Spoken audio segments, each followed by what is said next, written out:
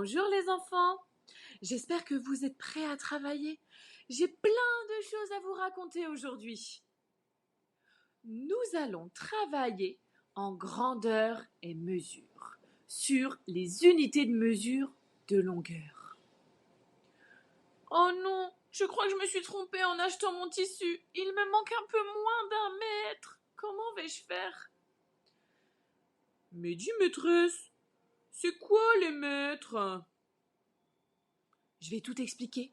Le mètre, c'est cet objet que tu vois à droite de l'écran. Il sert à mesurer une longueur. Par exemple, la longueur du tissu dont j'ai besoin pour confectionner mes rideaux.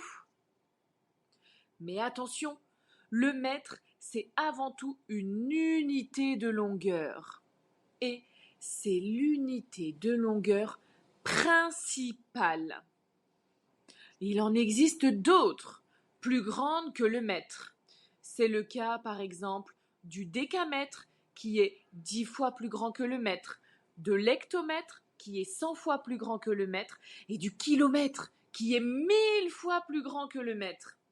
Et il y a aussi des unités de longueur plus petites, comme le décimètre, qui est 10 fois plus petit que le mètre, le centimètre, qui est 100 fois plus petit que le mètre, et le millimètre, qui est 1000 fois plus petit que le mètre. Mais à ton avis, comment je fais pour mesurer? Eh bien, grâce à la règle, je peux mesurer les centimètres ou les millimètres.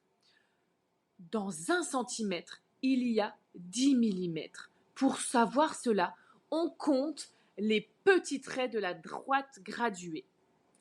Pour mesurer, je prends ma feuille et ma règle. Je place ma règle en dessous de la feuille pour pouvoir connaître sa largeur.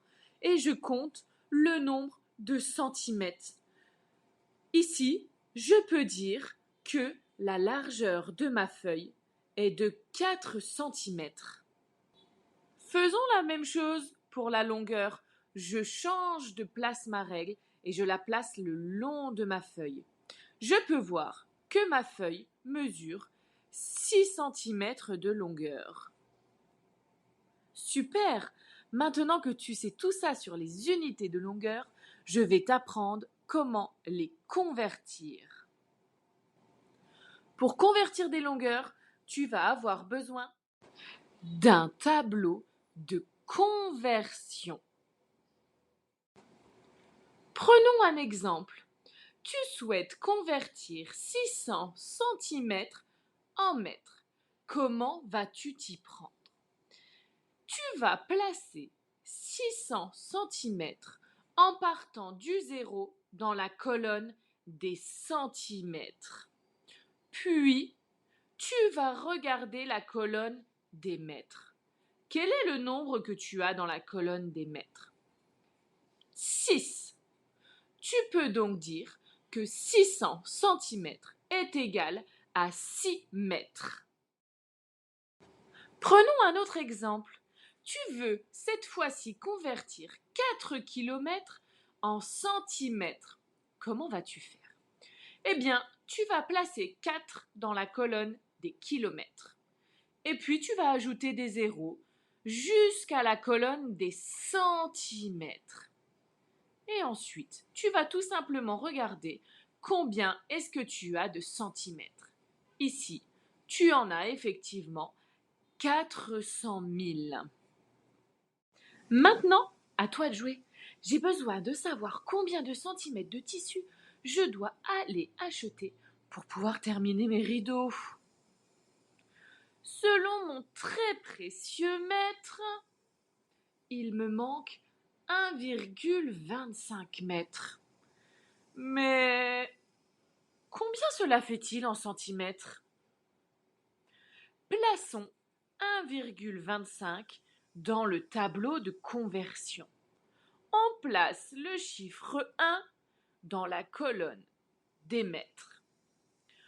On met la petite virgule et ensuite on va pouvoir placer le 2 et le 5, ce qui va nous donner 1,25. Puis, on déplace la virgule à la fin de la colonne des centimètres, puisqu'on cherche ici combien de centimètres est-ce qu'il nous faut? Ensuite, on va rajouter un 0 derrière la virgule.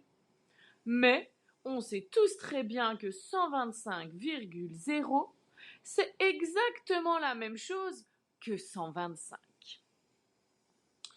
On va alors regarder la colonne des centimètres, puisque c'est ce qui nous intéresse. Et on va prendre tous les chiffres qui sont devant.